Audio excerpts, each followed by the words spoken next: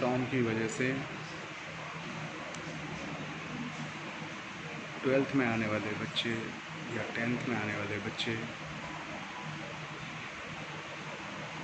अपनी पढ़ाई करने में काफ़ी दिक्कत महसूस करते हैं।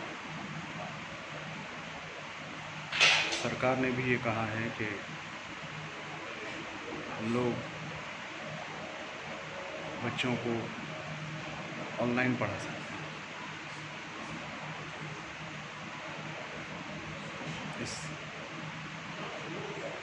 इसलिए जो ये वीडियो मैंने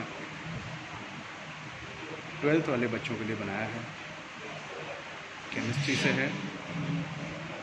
केमिस्ट्री में रासायनिक बलगतिकी जो केमिकल काइनेटिक्स है, जो 5 नंबर की बोर्ड में आती है, उससे रिलेटेड ये वीडियो है। पहली चीज़ है रासायनिक बलगतिकी क्या है। रसायन की एक ऐसी शाखा है जिसमें अभिक्रिया के वेग का निर्धारण तथा उस पर भौतिक कारकों के परिवर्तन के प्रभाव का अध्ययन किया जाता है।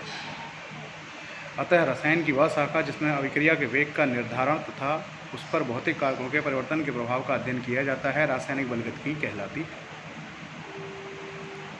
इसके बाद इसमें आता है अगला तो हेडिंग अभिक्रिया का वेग। वह दर जिस पर समय के साथ साथ अभिकारकों या उत्पादों का सांद्रण परिवर्तित होता है। वह दर जिस पर समय के साथ साथ अभिकारकों या उत्पादों का सांद्रण परिवर्तित होता है अभिक्रिया का वेग कहलाता है। अतः अभिक्रिया का वेग बराबर होता है अभिकारकों या उत्पादों के परिवर्तित सांद्रण बटे कुल लगे समय के। इसका मात्रक मोल प्रति लीटर प्रति सेकंड होता है। अगला आता है वेग स्थिरांक।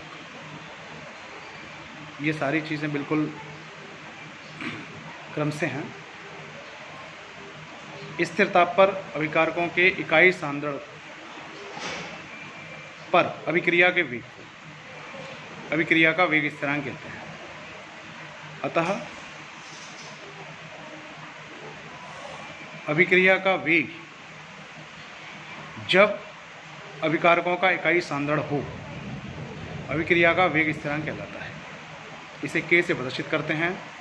अभिक्रिया के वेग को प्रभावित करने वाले निम्नलिखित कारक होते हैं, जिसमें सबसे पहला सांद्रण।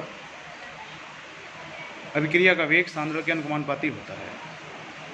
ताप, अभिक्रिया का वेग ताप के अनुपाती होता है। दाब, अभिक्रिया का वेग दाब के भी अनुपाती होता है। इसके अलावा उत्प्रेरक, इसके भी अनुपाती अभिक्रिया का वेग होता है। इसके अलावा भी कुछ और भी कारक हैं।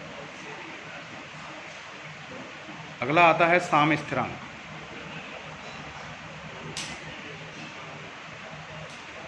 अग्र अभिक्रिया के वेग स्थिरांक K1 से दिखाते हैं तथा पश्च अभिक्रिया के वेग स्थिरांक को K2 से दिखाते हैं। अतः अग्र अभिक्रिया के वेग स्थिरांक तथा पश्च अभिक्रिया के वेग स्थिरांक के अनुपात को साम्य स्थिरांक कहता है। इसे Kc से प्रदर्शित करते हैं, सी सफिक्स में है, Kc से प्रदर्शित करते हैं। Kc बराबर होता है K1/K2। आणविकता, किसी अभिक्रिया में भाग लेने वाले अभिकारक अणुओं की न्यूनतम संख्या उसकी आणविकता कहलाती है। इस आधार पर अभिक्रियाएं एकाणुक, द्विअणुक, त्रिअणुक आदि भी हो सकती हैं। जैसे अमोनियम नाइट्रेट को गर्म करने पर होने वाली अभिक्रिया की आणविकता 1 होती है और जब सोडियम हाइड्रोक्साइड के द्वारा एथिल एसीटेट का जल अपघटन किया जाता है तो इसकी आणविकता भी 2 होती है। कोटि, अभिकारक अणुओं की वह संख्या जिनका सांद्रण अभिक्रिया में परिवर्तित होता है।